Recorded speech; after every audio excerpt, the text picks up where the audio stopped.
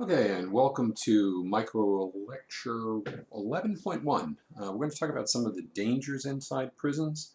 Um, these are some topics that really weren't touched much on your book, which tends to focus on the people that run the system more than the people that are in the system, although there are certainly some of focusing on actual inmates in this section.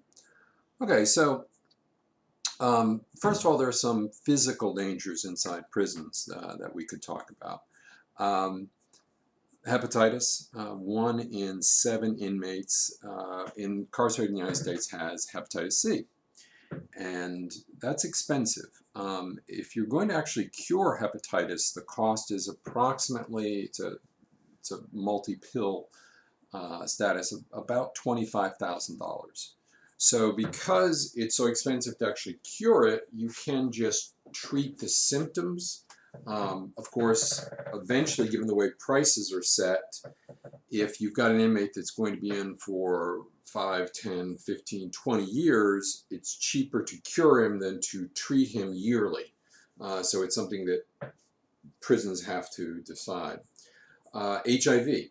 HIV, approximately 1.5 to 2% of inmates in prison will test positive for HIV or AIDS. And then there's MARS. There's also MARSA. There's also sexually transmitted diseases, gonorrhea, syphilis. Both of those are fairly common inside prisons. Some of those are now drug resistant as well and expensive again to treat. You also have tuberculosis.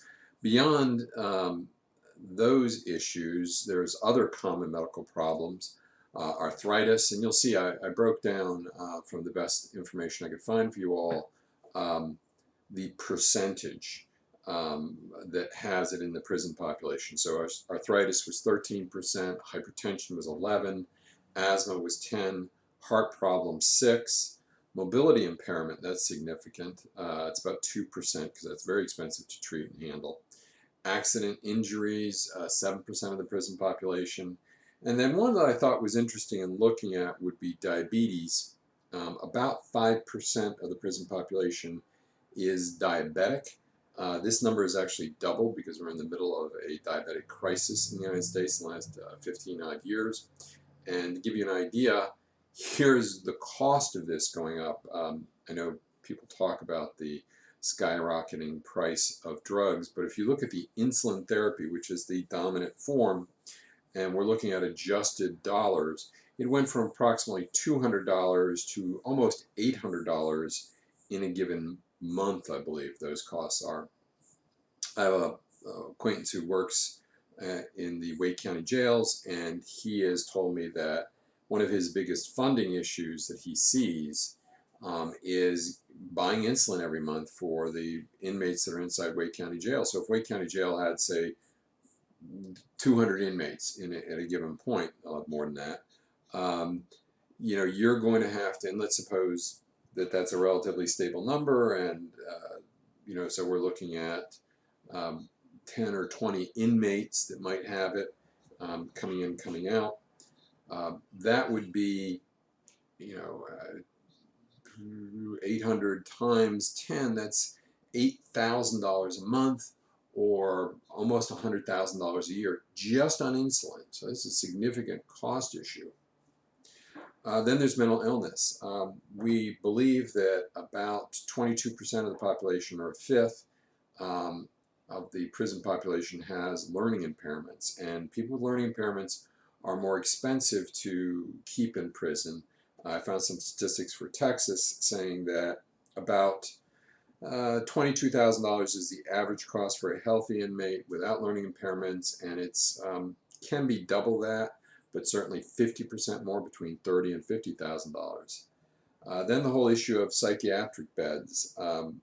Outside in 1950, psychiatric beds 55. I believe statistics were there were about one psychiatric bed for every 300 Americans. Today, that's fallen by 90%. So we've really deinstitutionalized the number of people that can receive mental health treatment outside jails, and they've wound up in our jails.